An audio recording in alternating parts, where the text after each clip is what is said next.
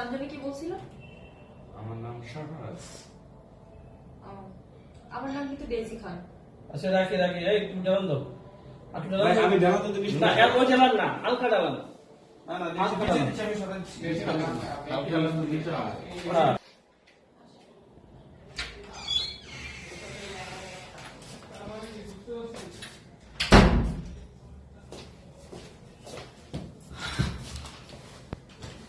তারপর তোমার নাম জানি কি বলছিল? আমার নাম শাহরাজ।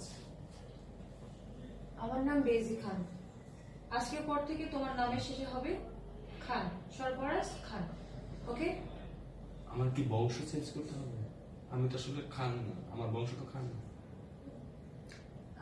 এত কিছু জানি না, যেহেতু আমি তোমাকে বিয়ে করেছি, তুমি আমাকে না, সেই জন্যই তোমার নামের শেষে খান হবে, সরফরাজ খান। এটা তোমার সাথে ম্যাচিং করে রাখতে হবে না? জি।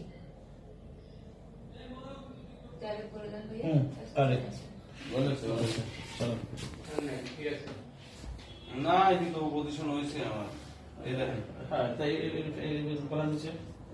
হ্যাঁ চলো গিয়ে আমি কি করব না করব, হ্যাঁ কালকে তুমি অফিসে যাবা।